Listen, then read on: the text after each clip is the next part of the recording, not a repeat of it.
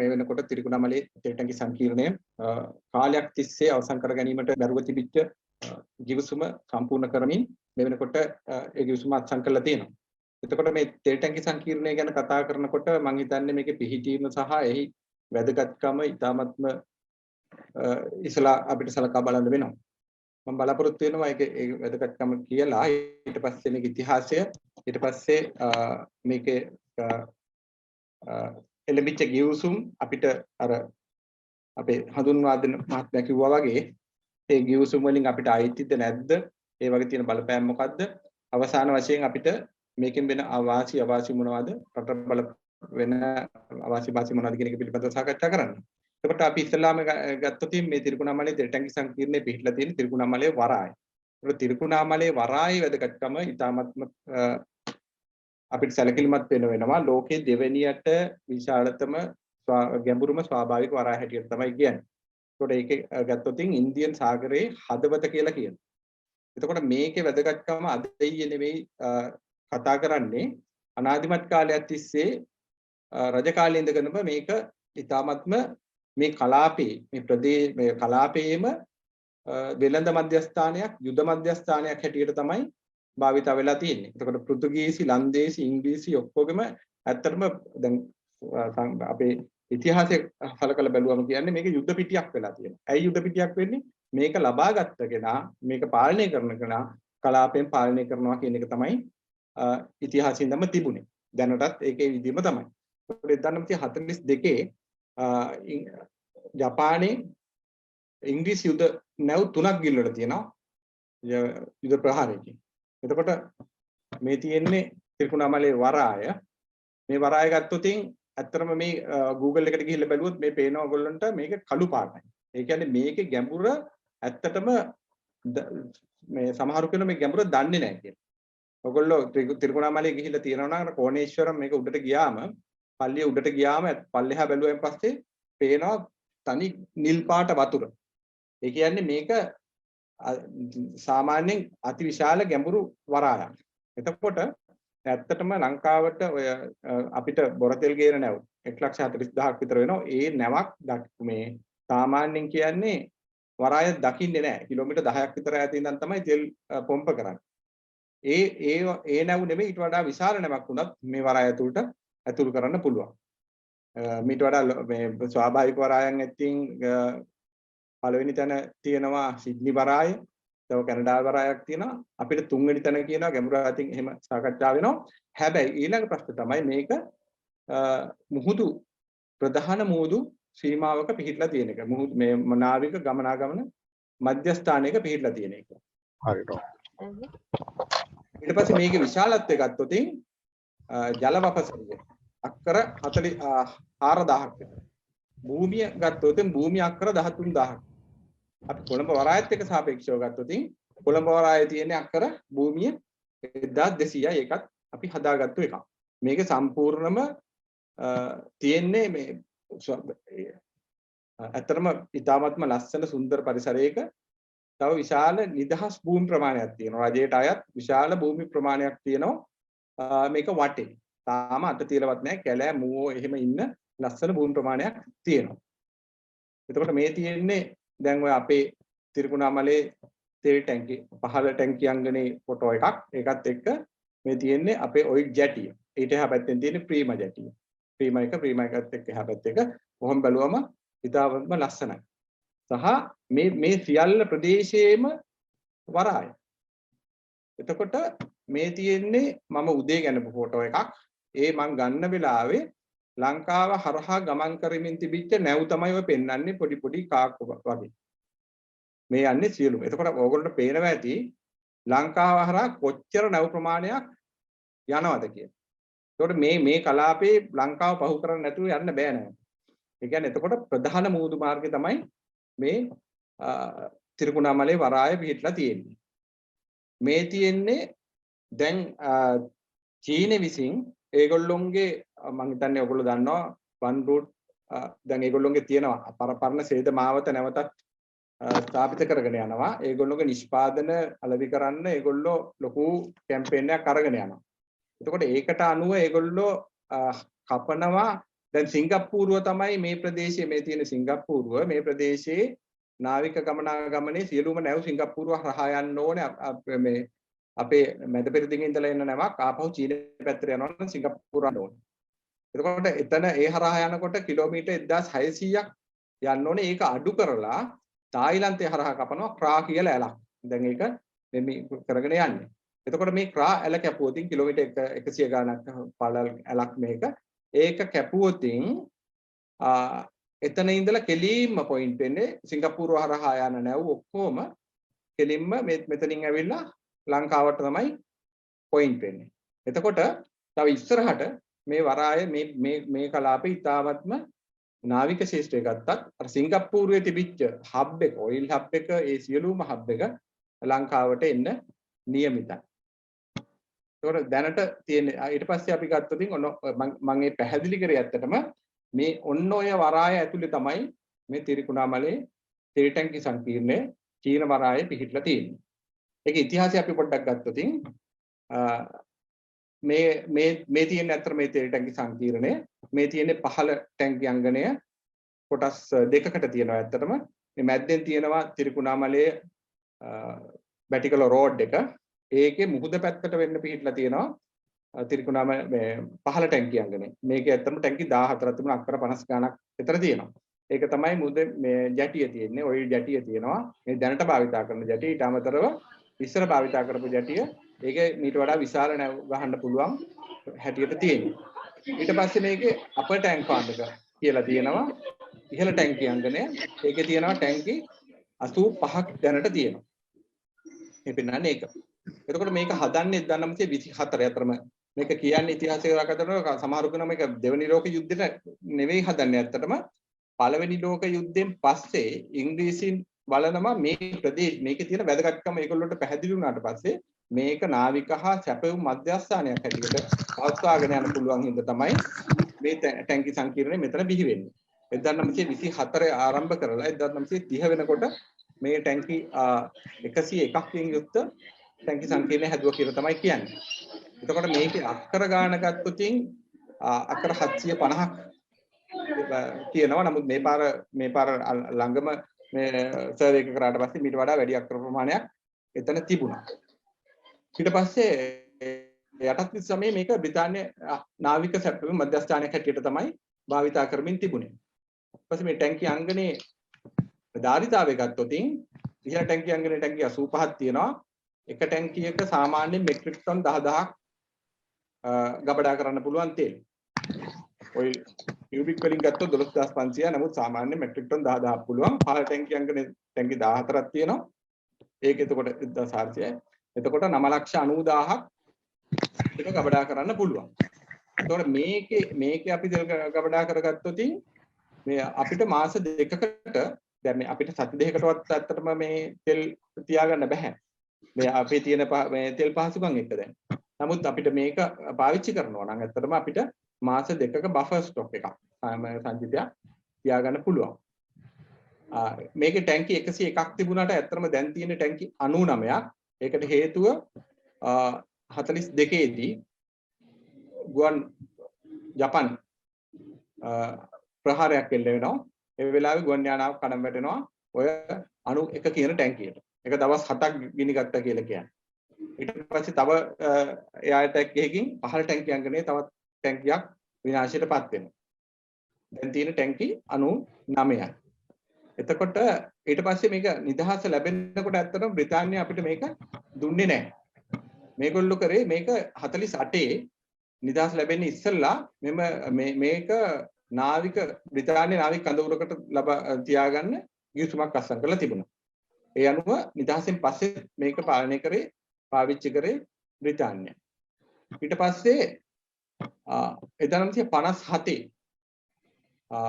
ලංකාව ඉල්ලීමක් කරනවා මේ ටැංකි සංකීර්ණය අපිට ආපහු දෙන්න කියලා. නමුත් ලංකාවට සිද්ධ වෙනවා කොටස් 3කින් පවුන් 2,50,000ක් බ්‍රිතාන්‍යයට ගෙවන්න. එතකොට ඒ ගෙවීම් කරන්නේ ඇත්තටම තෙල් සංස්ථාව 1969 තෙල් සංස්ථාව හදනවා. හදුවට පස්සේ තෙල් සංස්ථාව 69 වෙනකොට පිළිපහදුවත් හදනවා. ඊට පස්සේ ඒකත් එක්ක තෙල් සංස්ථාවට විශාල ඇත්තටම ලොකු වක්කමක් තියෙනවා. එතකොට තෙල් සංස්ථාවේ මුදලින් තමයි පවුන් 2,50,000ක් ගෙවන්නේ බ්‍රිතාන්‍ය රජයට. ගෙවලා ගත්තට මේ ටැංකිය අංගනේ ඊට පස්සේ 1964 අප්‍රේල් 1 වෙනිදා ඉඳලා මේ ටැංකිය අංගනේ පාලනය තෙල් සංස්ථාවට බාර දෙනවා.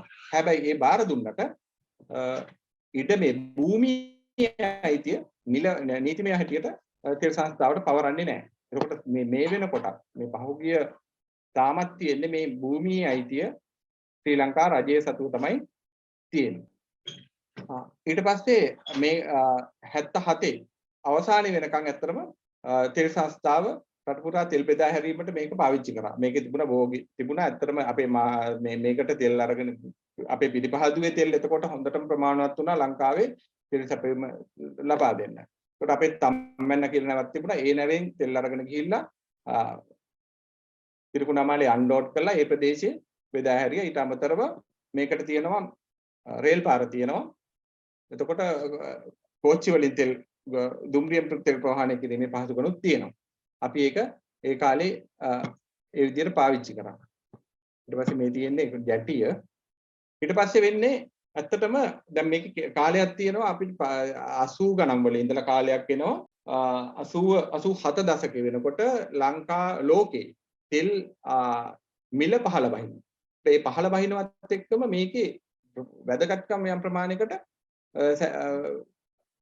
ලොකුවට පාවිච්චි කරන්න උවමනා වෙන්නේ නැහැ. අපිට තෙල් ප්‍රමාණයකුත් තිබුණා. ඒ හින්දා වැදගත්කමකුත් නැතුව තිබුණා. නමුත් 1987 දී ජේ.ආර්. ජයවර්ධන මහත්තයා මේ තෙල් ටැංකි ඇමරිකාවට බදු දීමට ලේස්ති වෙනවා. අන්න එතන තමයි ගැටලුව මතුවෙන්නේ. මොකද මේ කලාපීය බලවතෙක් වෙච්ච එතකොට ඒ ඇග්‍රීමන්ට් එකට ඒ උත්සාහයට ඉන්දියාව බරපතල විදියට විරුද්ධ වෙනවා. ඒ හින්දා තමයි ඔයගොල්ලන්ට මතක ඇති ඉවර වෙන්න ගිහපු යුද්ධේ වදමරච්චි සටනෝයි කාලේ එන්නේ. එතකොට ප්‍රභාකරන් රෝ එකෙන් ඇවිල්ලා අරගෙන ගිහිල්ලා ඉන්දියා ලංකාවට පරිප්පු දාලා බලහත්කාරයෙන් තමයි ඉන්දු ලංකා ගිවිසුම අත්සන් කරන්නේ. ඒ අත්සන් කරන්න ප්‍රධානම හේතුවක් වෙන්නේ මෙන්න මේ තෙල් ටැංකි ඇමරිකාවට පවරා දෙන්න උත්සාහ කිරීම. එතකොට ඒකේ ඒ ගිවිසුම ඇත්තටම පේන්නේ වෙන වෙන කතාන්දර. උතුරු නැගෙනහිර 1987 ජූලි 29 වෙනිදා අත්සන් කරන්න ගිවිසුම. ඒ ගිවිසුමේ වැඩියෙන්ම තියෙන්නේ උතුරු නැගෙනහිර දෙමළ ප්‍රශ්නය පිළිබඳව සාකච්ඡා කරනවා. ඊට අමතරව පළාත් සභා ඇති කරනවා, උතුරු නැගෙනහිර එකතු කරන ඒවා කතා කරනවා. ඒ අතරේ ඇටැච්මන්ට් එකකට දානවා රජීව් ගාන්ධි මහත්තයයි ජේ.ආර්. ජයවර්ධන මහත්තයා අතර හුවමාරු වෙච්ච ලිපියක්. අන්න ඒකේ දෙවනි ඡේදයේ තියෙනවා තිරිකුණාමලේ තෙල් ටැංකි ඉන්දියාව සහ ලංකාව එකතු වෙලා සංවර්ධනය කිරීමට එකඟ වෙනවා කියලා. රජීව් ගාන්ධි ඒක එහෙම එකඟ වෙන්න කියලා ඉවරලා ලියුමක් එවනවා. ඒකට එකඟතාවයේ පළ කරනවා ජේ.ආර්. ජයවර්ධන මහත්තයා. ඔන්නෝක තමයි මේ කියන්නේ ඉන්දු ලංකා ගිවිසුමෙන් මේක පවර්ලා දුන්නා කියලා. ඉතින් අපි දකින විදිහට එහෙම දෙන්නෙක් අතර ඇති වෙච්ච මේකට කවුරු කැබිනට් පේපර් එකක් නැහැ. රාජ්‍ය නායකයින් දෙන්නෙක් විතරයි. ඒකට ඒ දෙන්න අතර ඇති වෙච්ච අවබෝධයකින් මේ වගේ සම්පූර්ණ රාජ්‍ය දේපොලක් සම්පූර්ණ සදාකාලිකව පවර්ලා දෙන්න පුළුවන් කියන එක අපිට පිළිගන්න හැකි කතාවක් නෙවෙයි. එහෙම තමයි දැන් අපේ ඇමතිතුමා දිගටම කියන්නේ 87 මේක සම්පූර්ණ දීලා තියෙන්නේ අපිට සදාකාලික මේක ඉන්දියාවට අයිති කියන කතාවක් තමයි ඒ පැත්තෙන් කියන්නේ. ඊට පස්සේ වෙන්නේ අතරම යුද්ධ එනවා. ඒක ඊට යුද්ධයට පස්සේ තෙල් ටැංකි සංකීර්ණයට භාවිතා කිරීම ගැටලු සහගත වෙනවා. නමුත් අපි දිගටම ඒ හරහා තෙල් බෙදීම් කරනවා. නමුත් ඒක දියුණු කරන්න සහ අනිකුත් දේවල් කරන්න ලොකු උත්සාහයක් දරන්න අවස්ථාවක් එන්නේ නැහැ යුද්ධෙත් එක්ක. එතකොට ඒ අනුව අතරම නමුත් අපි පෙට්‍රල් බෙදනවා එහෙම ඒක සම්පූර්ණ භාවිතා කිරීම කරගෙන ගියා. ඊට පස්සේ 2003 දී ආපහු ආණ්ඩුවපත් වෙනවා UNP ආණ්ඩුව වෙනවා. අය ආපු වෙලාවේ තමයි 2003 පෙබරවාරි 7 වෙනිදා ඉන්දියාවත් එක්ක තවත් ගිවිසුමක් අත්සන් කරනවා. අන්න ඒ ගිවිසුම තමයි ඔය කියන්නේ. ඒ ගිවිසුමේ ඇත්තටම මේ තියෙන ගිවිසුම මේ ගිවිසුමේ තියෙනවා මෙන්න මේ 1 2 වගන්තියේ තියෙනවා මාස 6ක් ඇතුළත විධිමත් බදු ගිවිසුමක් අත්සන් කළ යුතුයි කියලා. ඒ කියන්නේ తాවකාලික ගිවිසුමක් මේකත් MOU එකක් ඇත්තටම. අවබෝධතා ගිවිසුමක්. මාස 6ක් ඇතුළත විධිමත් බදු ගිවිසුමක් අත්සන් කරන තෙක් අත්සන් කරන ගිවිසුම තමයි මේ තියෙන්නේ. ඒකට මේකේ දාගන්නවා මේ ලීස් එකක්. ඒ කියන්නේ බදු මුදලක් දාගන්නවා. ඇත්තටම හරි ලැජ්ජයි කියන්න බදු මුදල එක ටැංකියකට ඩොලර් 1000යි අවුරුද්දකට දෙන්නේ. අවුරුද්දකටම ඩොලර් 1000යි. එතකොට ටැංකි 99ක් තියෙනවා 99000යි. අනිත් භූමිය සහ ලයින් එක ලයින්ස් පොම්ප ආරෝමය පාවිච්චි කරනකොට තව 1000ක් කියලා ඩොලර් ලක්ෂයක් තමයි අවුරුද්දකටම දෙන්නේ. අවුරුදු 35ක් මේක බලපවත්වනවා කියලා ඒකේ වගන්තියක් තියෙනවා. හැබැයි නමුත් ප්‍රශ්නේ තියෙන්නේ එක දෙකේ පැහැදිලිවම තියෙනවා මාස 6කින් විධිමත් බදු ගිවිසුමකට යන්න ඕනේ කියලා. නමුත් ඊට පස්සේ ආණ්ඩුව වෙනස් වෙනවා. බදු ගිවිසුමකට යන්න වෙන්නේ නැහැ. ඊට පස්සේ ඇත්තටම වෘත්තීය සමිතිය හැටියට බරපතල විදිහේ මැදිහත් වීමක් කරලා ඒ බදු ගිවිසුමට එළඹෙන්න අවස්ථා ගණනාවකදී උත්සාහ කරනවා. ඒ අවස්ථාව ඉඩ තියන්නේ නැතුව මේ වෙනකම් පවත්වාගෙන එන්න හැකියාව තිබුණා. ඊට පස්සේ අපි බැලුවොත් මේ ගිවිසුමෙන් වෙච්ච පාඩුව ගත්තොත් මේ IOC එක කරේ මේකේ තිබිච්ච නල පද්ධතිය. මේකේ තිබුණා විශාල වැල්ස් ඇත්තටම. එතකොට වැල් මහ විශාල වැල් තිබුණේ. ඒ වැල් ඇතුලේ ඉස්සර පරණ වැල් වල ඔක්කොම මැද තිබුණේ පිත්තල. ඒ පිත්තල වැල් කරාම ඔක්කොම ගලවලා ඉන්දියාවට පැටවුවා. ලයින්ස් ඔක්කොම කපලා ඇත්තටම ටෙන්ඩර් දාලා වික්කා. අන්න ඒ වගේ විශාල හානි ප්‍රමාණයක් සිද්ධ කරා. දැන් එතකොට ඊට පස්සේ වෙන්නේ තමයි මේ කාලෙත් එක්ක දැන් ලංකාවේ තෙල් ඉල්ලුම එන්න වැඩි වෙනවා. එන්න වැඩි වෙනකොට පිරිපහදුවේ හදන තෙල් ප්‍රමාණය ඇත්තටම අපිට ප්‍රමාණවත් වෙන්නේ නැහැ. ඊට පස්සේ අපි පිටරටින් ආපහු පිරිපහදු තෙල් ගෙන්නලා විකුණන්න පටන් ගන්නවා. එතකොට ඒකට අපිට අවශ්‍ය ප්‍රමාණවත් ගබඩා පහසුකම් මදි. ඒ හින්දා මේ එන්න අපිට මේ තෙල් ටැංකි සංකීර්ණයේ අවශ්‍යතාවය වැඩි වෙනවා. ඊට පස්සේ 2007-10 කාලේ 2007-10 කාලේ උතුරට තෙල් යවන්න අපි මේ තෙල් ටැංකි සංකීර්ණය භාවිතා කරා. භාවිතා කරා කියන්නේ අපේ ඒගොල්ලෝ IOC එක ගෙනාපු තෙල් එහෙන් අපි පොඩි නැවකින් ලෝඩ් කරලා එතනින් කංකසතුරට අරගෙන ගියා. ඒ ප්‍රමාණයට තෙල් ප්‍රමාණයක් අපි කොළඹින් ඒගොල්ලන්ට දුන්නා. එතකොට මේ ගනුදෙනුවට විතරක් ඒගොල්ලෝ අපිට එවනවා බිල් එකක් රුපියල් මිලියන 445. 2007-10 කාලය තුල විතරක්. එතකොට අපි බැලුවා අර බදුවක් රෙන්ට් එකක් හම්බ වෙනවනේ. ඩොලර් 1000 ගානේ මාසෙට අවුරුද්දට. එතකොට ඒ ගාන කැල්කියුලේට් කරලා බැලුවට පස්සේ මේ අවුරුදු 4ට අපිට හම්බ වෙච්ච ගාන රුපියල් මිලියන 40ක්. ඒ කියන්නේ අපේ ෆැසිලිටි එක අපේගේ බද්දට දීලා මිලියන 40කට අපි කාමරයක් අරන් ඉන්නවා මිලියන 945ක් තියෙන. අන්න ඒ වගේ වැඩක් තමයි මේකෙන් අපිට සිද්ධ වුණේ.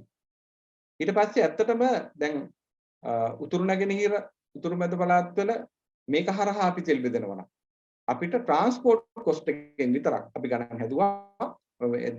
දැන් 2017 අපි ගණන් හැදුවා ඇත්තටම ඒ කාලේ වෙනකොට රුපියල් මිලියන 900ක් අපිට ඉතුරු කරන්න පුළුවන්. තෙල් සංස්ථාවට ඉතුරු රුපියල් 900 මිලියන 900ක් ට්‍රාන්ස්පෝර්ට් කොස්ට් එකෙන් විතරක්. ඇත්තටම ගත්තොත් මේ වෙනකන් ඇත්තටම මේ මුදල ලංකාවට පාඩු වෙනවා. ඒක අපි මේක සිදු පාඩුව කියලා ඇත්තටම දැන්නේ.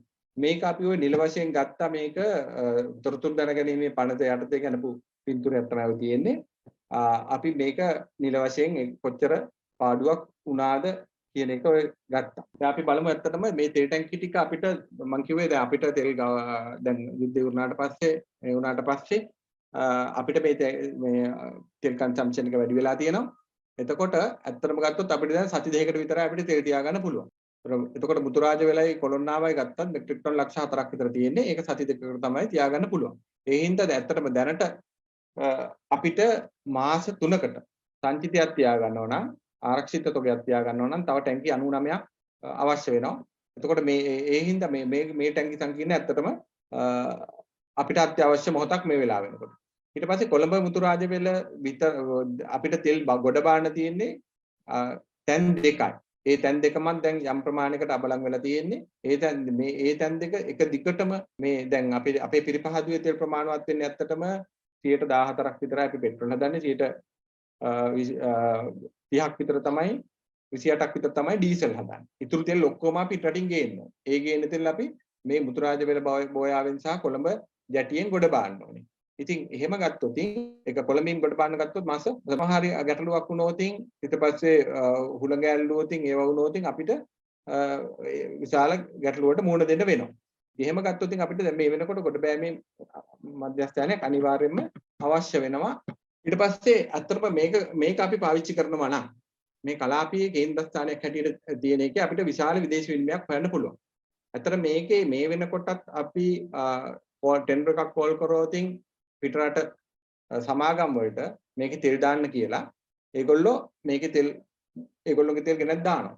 දැම්මට පස්සේ ඒගොල්ලන්ට අවශ්‍ය වෙලාවට තෙල් ටික අරගෙන යනවා.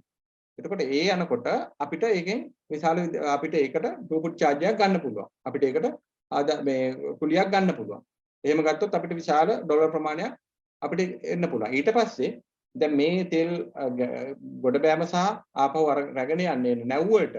නැව් තෙල් ඒ කියන්නේ නැව් වලට ඉන්ධන ලබා දුන්නොත් ඊට පස්සේ වෙනත් සැපයුම් ලබා දුන්නොත් වතුර ලබා දුන්නොත් කෑම ලබා දුන්නොත් අපිට මෙතන ඩොලර් උපයන මධ්‍යස්ථානයක් හැටියට පාවිච්චි කරන්න පුළුවන්. ඉතින් මේකම තමයි සිංගප්පූරුව කරන්නේ. සිංගප්පූරුවේ තෙල් බිඳුවකුත් නැහැ වතුර බිඳුවකුත් නැහැ. ඒගොල්ලෝ නමුත් ඔයිල් හබ් එකක්. සැපයුම් මධ්‍යස්ථානය. ඉතින් ඒකට සම්පූර්ණ ඉඩකඩ මේකේ තියෙනවා. ඊට පස්සේ මම ඉස්සෙල්ලා කිව්වා වගේ අපිට උතුරු නැගෙනහිර තෙල් බෙදනකොට මේකෙන් අපිට මාසෙක අවුරුද්දකට රුපියල් මිලියන 900කට වැඩිය ඉතුරු කරන්න පුළුවන්.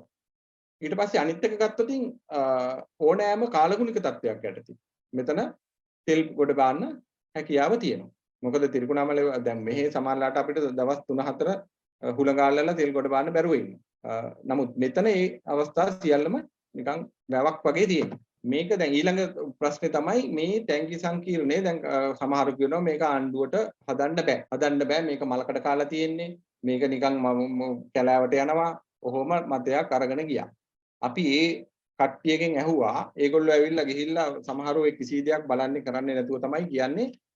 අපි ඒගොල්ලොන්ගෙන් ඇහුවා මේ ආණ්ඩුව මේ ටැංකි හදන්න මොකක් හරි ඇස්තමේන්තුවක් හදලා තියෙනවා. නවීකරණයට අවශ්‍ය ඇස්තමේන්තුවක් හදලා තියෙනවද? ඒකට තක්සේරු වාර්තාවක් අරගෙන තියෙනවද? හරි.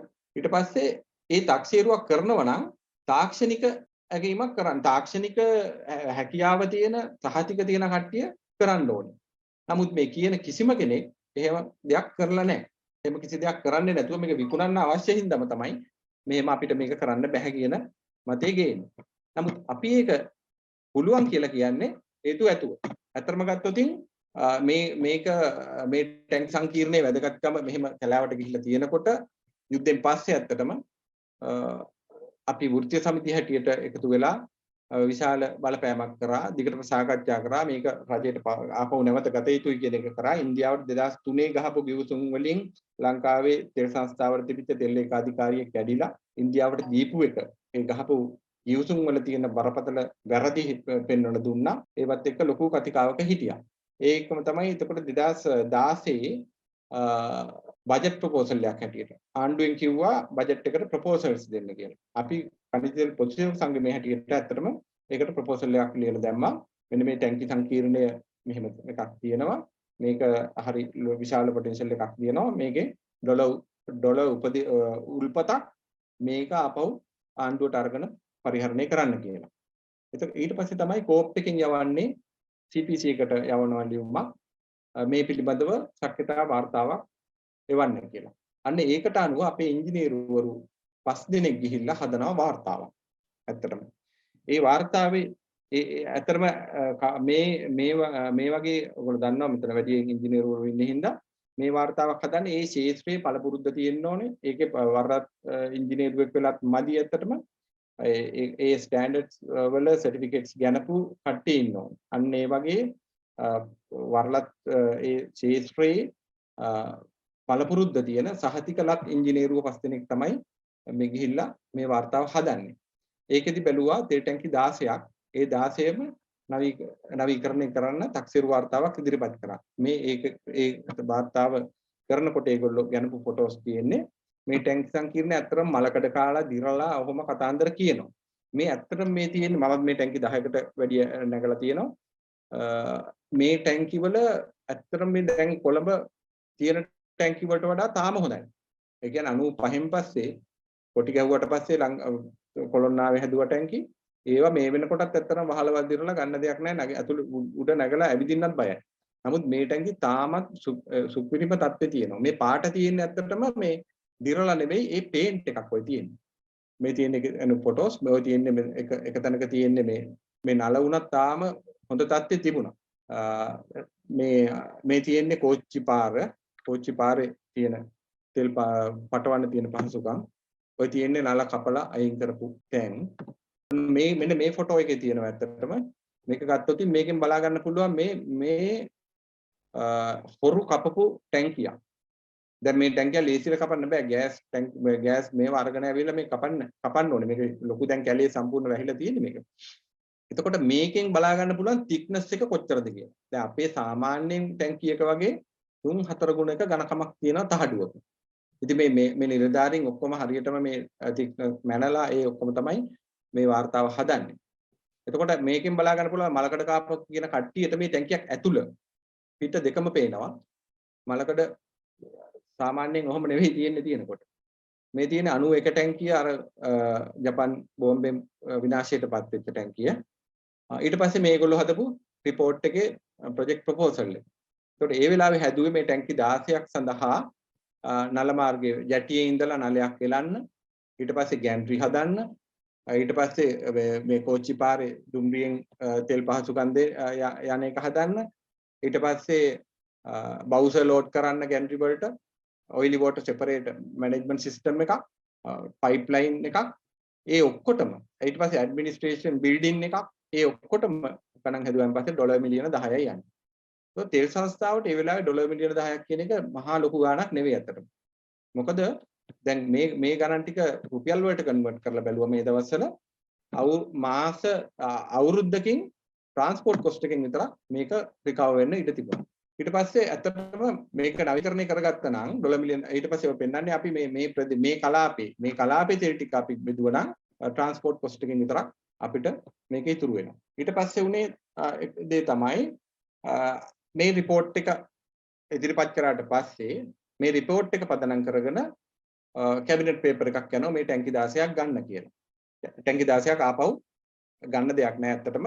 ආපහු ඒක නවීකරණය කරලා තෙල් සංස්ථාවේ පරිහරණයට ගන්න.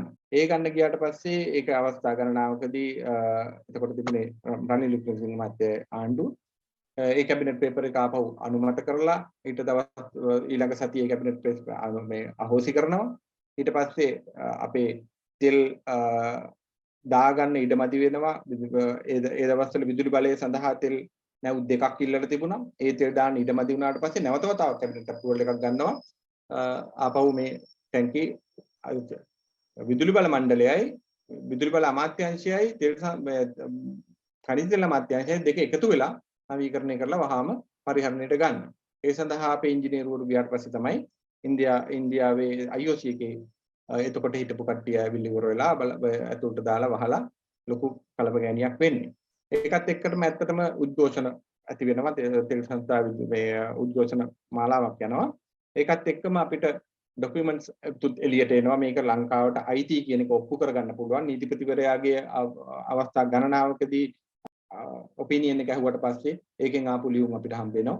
ඒව ඔක්කොම අරගෙන ඉවරලා අපි නඩුවක් දානවා 2016 අපි දානවා 2017 66 කියන නඩුව මූලික අයිතිවාසිකම් නඩුවක් දානවා. ඊට පස්සේ 2017 4 මාසේ 24 වෙනිදා ලොකු වෘත්තීය සමිති අරගලයක් යනවා. ඒකට හේතු වෙන්නේ රනිල් වික්‍රමසිංහ මහත්තයා ඉන්දියාවට යන්න හදනවා. ඉන්දියාවට ගිහිල්ලා මේ තෙල් ටැංකි ටික ඉන්දියාවට ලියලා දේවි අර ඒ කියන්නේ 2003 ගිවිසුම බලාත්මක කරાવી කියන සැකයත් එක්ක තමයි වෘත්තීය සමිති ක්‍රියාමාර්ගයකට යන්නේ. එදා රෑ ඊට පස්සේ රනිල් වික්‍රමසිංහ මහත්තයා ලිපියක් දෙනවා. ඉන්දියාවත් එක්ක මොන ගිවිසුමකට ගියත් විධිමත් බදු ගිවිසුමකට නීතිමය ගිවිසුමකට යනවා නම් වෘත්තීය සමිතිය වලට දැනුවත් කරනවා කියලා ඒ අපිත් එක්ක සාකච්ඡා නොකර එහෙම ක්‍රියාමාර්ග වලට යන්නේ නැහැ කියලා ලියුමක් ගන්නවා වෘත්තීය සමිතිය එකතු වෙලා. ඊට පස්සේ ඇත්තටම 2017 4 මාස 26 වෙනිදා රනිල් වික්‍රමසිංහ මහත්තයා MOU එකක් ඉන්දියාවත් එක්ක අත්සන් කරනවා. අන්න ඒ MOU එකේ තමයි තියෙන්නේ මේ ටැංකි අංගනය 15 ටැංකි අංගනය සම්පූර්ණ ටැංකි 15ම ඉන්දියාවට අවුරුදු 99කට ලබා දෙන්නත් අනිත් කොටස ජොයින් වෙන්චර් එකක් යටතේ දිනු කරන්නත් කියලා කැබිනට් පේපර් එකක් යනවා අර්ජුන රණතුංග මැතිතුමාගේ ප්‍රධානත්වයෙන්. එතකොට අපි ඒකට විරුද්ධව කටයුතු කරනවා. කරාට පස්සේ සාකච්ඡා ගණනාවක් යනවා. ඒ සාකච්ඡාවලදී කියනවා මේක එහෙම හදන්න බෑ. ඒ සාකච්ඡාවලදී තමයි අහන්නේ මේක කරන්න බෑ අපිට සල්ලි නෑ මේක මලකට කාලය යනවා. ඔය ටික කියනකොට ප්‍රශ්න කරාට පස්සේ ඒකට අවශ්‍ය තාක්ෂීරු වාර්තා තියනවාද කියලා ඒගොල්ලෝගේ කට උත්තර නැහැ. ඊට පස්සේ අපි කියනවා අපිට තියනවා. ඊට පස්සේ තමයි අපි රිපෝට් එකක් ඉල්ලන්නේ. ඊට පස්සේ ඇත්තටම පිටු 200ක විතර රිපෝට් එකක් දීලා රනිල් වික්‍රමසිංහ මහත්තයා එක්ක හිටපු ජනාධිපතිතුමා එක්කත් සාකච්ඡාවක් ගණනාවක් කරනවා. Multilac, Colour the World Sri Lankan. The News Reporter වාරණයෙන් තොර අපක්ෂපාතී වාර්තාකරණය